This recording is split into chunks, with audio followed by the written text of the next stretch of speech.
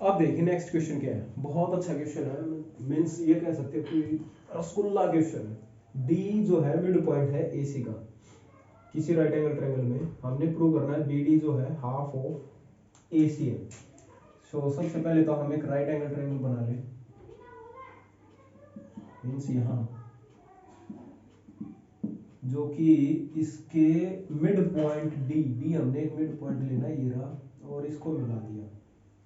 हमने प्रूव करना है ये जो बी डी बना वो एसी का हाफ बना। देखिए अब ये हाफ रेशियो तो आप तभी लेके आ सकते हो जब ये दिखा दो कि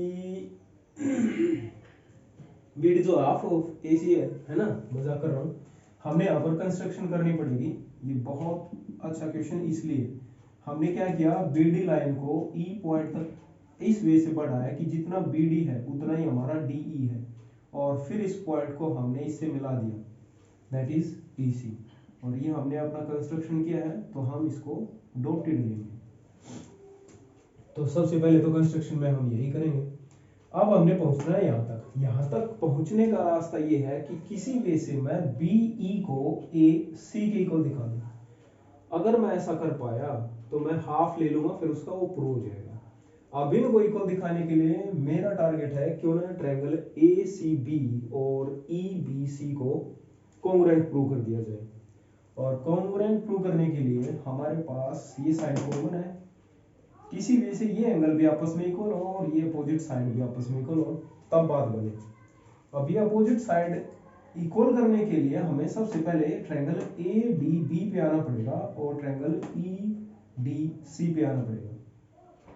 चलिए, तो हमें इन दोनों ट्रायंगल्स में दिख रहा है कि ये दोनों अपोजिट एंगल है। मीन्स ट्रायंगल मैं पहले लेता हूं A D B and triangle C D E. अब आप कहोगे कि सर यहां तो ऊपर वाला पॉइंट लिया और यहां आपने नीचे वाले लिया, let's see what will happen. तो यहां से हमारे पास पता है क्यों, क्योंकि बी डी जो है ना, इस ट्रायंगल की साइड बी डी वो डी ई के इक्वल है। और देखिए ये रहा डी बी डी ई के इक्वल। अगर आप ऊपर से स्टार्ट करते यानी इसको नाम देते ई डी और सी, तो लास्ट वाले 2 पॉइंट्स क्या डी सी के इक्वल है? नहीं, तो इसलिए मैंने इसको ये नाम दिया। चलिए, एक एंगल तो प्रूव हो गया। यहाँ पे मैं लिख देता हूं angle A D B equal है एंगल सी डी ई के, vertical opposite angle, vertical opposite angle. और दूसरा हमें गिवन है कि बी डी जो है वो इक्वल है हमारा डी ई के, बाई कंस्ट्रक्शन भी कह सकते हो। थर्ड पॉइंट जो डी है वो मिड पॉइंट है, मींस ए डी जो है वो डी सी के इक्वल है because D is midpoint of A C. तो इससे आ गया हमारे पास ये दोनों triangles congruent by S A S. तो यहां से हम ये निकाल सकते हैं कि ए बी जो है वो ई सी के इक्वल होगा by C P C T, and angle A B D equal है angle E C D, angle E C D. नहीं, ये नहीं है क्योंकि इसका अपोजिट ये तो इक्वल साइड वाले अपोजिट हो गए, तो हम क्या कह सकते हैं, नहीं है एंगल इक्वल आपस में। हम ये कह सकते हैं कि ये एंगल जो है ये नो, मतलब जिस पर टिक नहीं कर रखा है मैंने उसके अपोजिट एंगल, तो इसके अपोजिट ये वाला एंगल हुआ। मींस अगर ये दोनों एंगल इक्वल है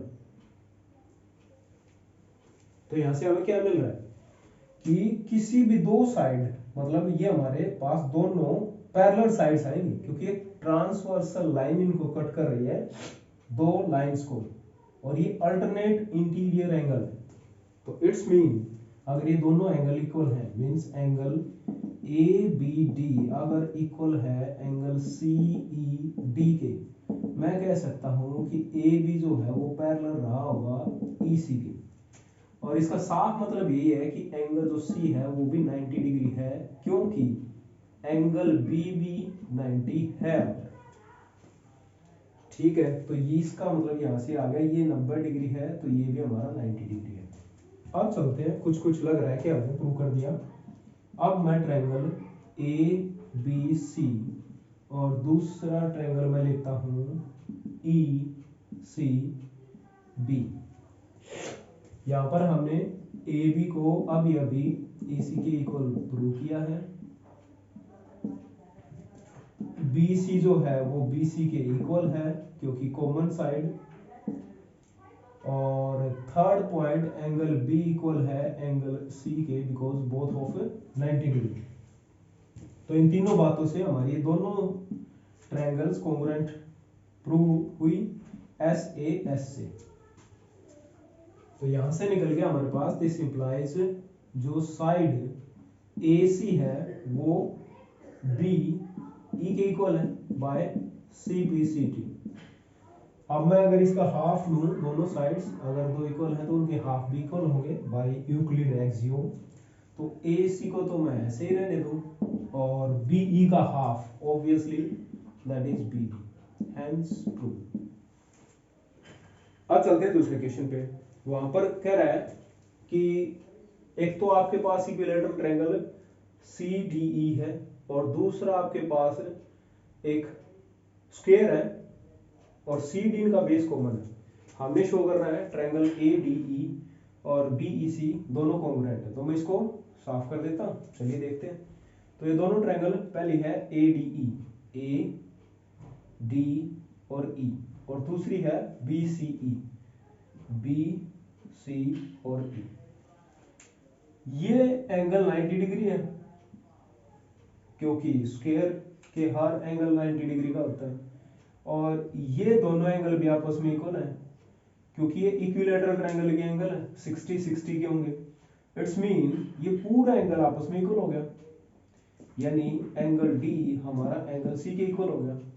और जो ए डी है वो बी सी के इक्वल है क्योंकि स्क्वायर्स के सारे साइड्स इक्वल होते हैं आपस में। और थर्ड पॉइंट बचा हमारे पास डी ई जो कि इक्वल है हमारा सी ई के क्योंकि इक्विलेटरल ट्रायंगल की साइड है। तो तीनों अगर हैं तो ये दोनों ट्रायंगल्स कॉन्ग्रुएंट होंगे बाई एस ए एस से।